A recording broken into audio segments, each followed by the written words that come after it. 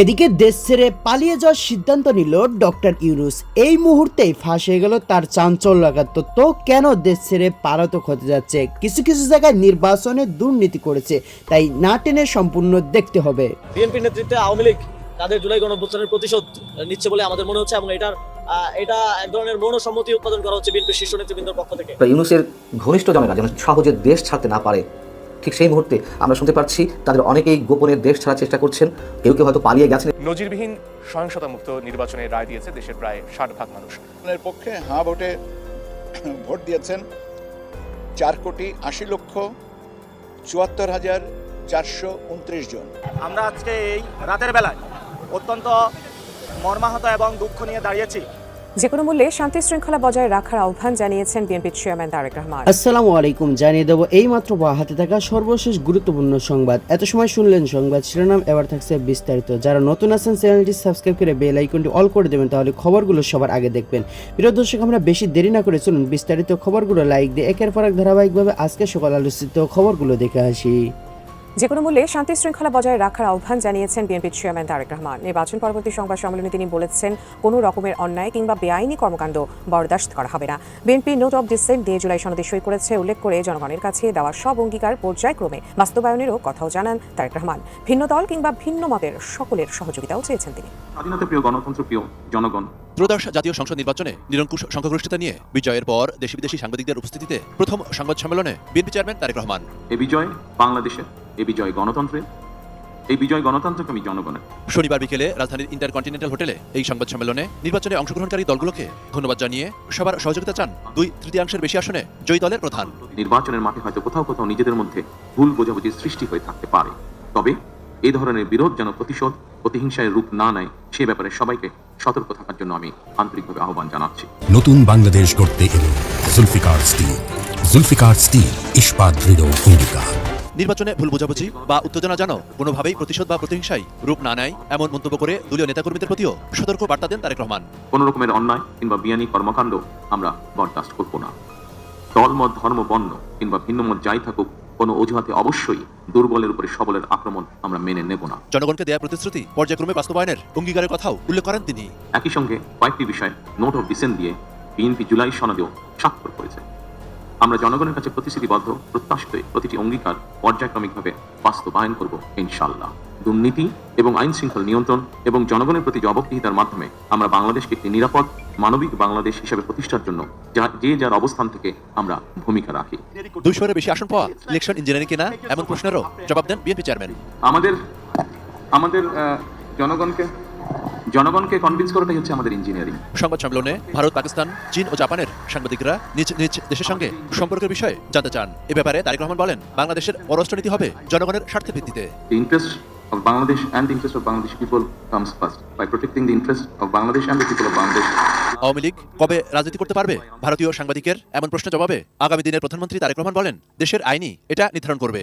যখন বিভিন্ন মহল থেকে এমন দাবি উঠছে যে ডক্টর ইউনূস সরকারের কোনো উপদেষ্টা থেকে শুরু করে ডক্টর ইউনূসের ঘনিষ্ঠ জনেরা যেন সহজে দেশ ছাড়তে না পারে, ঠিক সেই মুহূর্তে আমরা শুনতে পাচ্ছি তাদের অনেকেই গোপনে দেশ ছাড়ার চেষ্টা করছেন, কেউ কেউ হয়তো পালিয়ে গেছেন এর মধ্যে। যেমন ডক্টর মোহাম্মদ ইউনূসের বিশেষ সহকারী ফয়েজ আহমেদ তৈয়ব, যিনি ডাক, টেলিযোগাযোগ ও তথ্য প্রযুক্তি মন্ত্রণালয় সম্পর্কিত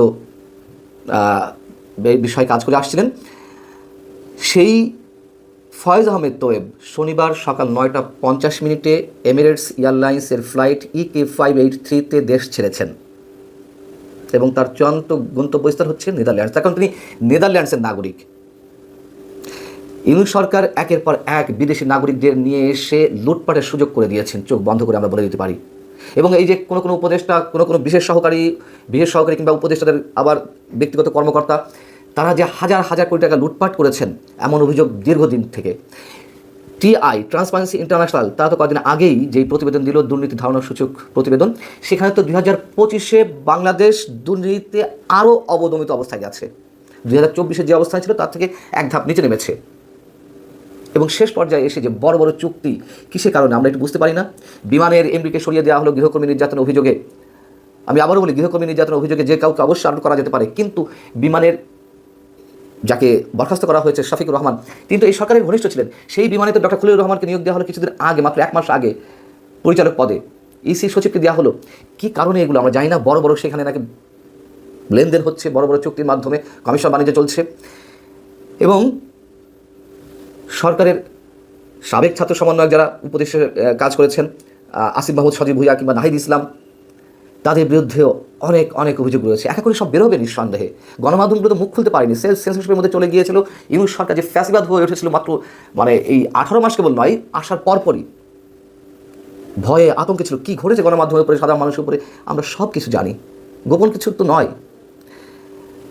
এই আবু ফয়েজ আহমেদ তোয়েব ইলন মাস্কের স্টারলিংকেও কোনো ধরনের প্রক্রিয়া ছাড়া সব ধরনের কাজ করার অনুমতি দিয়েছিল।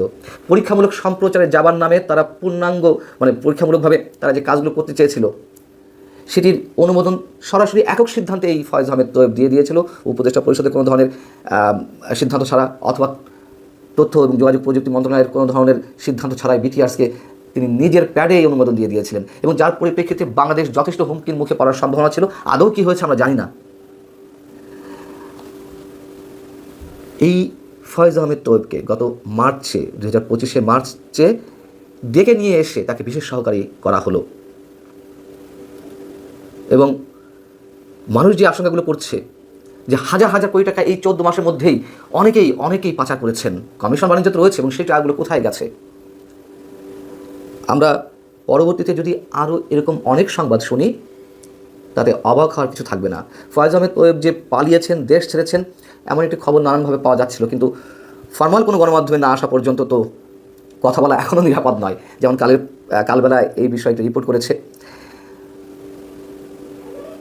তারেক রহমান প্রধানমন্ত্রী হতে যাচ্ছেন, বিএনপি নতুন সরকার গঠন করতে যাচ্ছে, নতুন আঙ্গিকে মানুষের অন্য ধরনের এক্সপেকটেশনের জায়গা থেকে, সেই জায়গা থেকে আমরা আবারও এই বিষয়টি উচ্চারণ করতে চাই।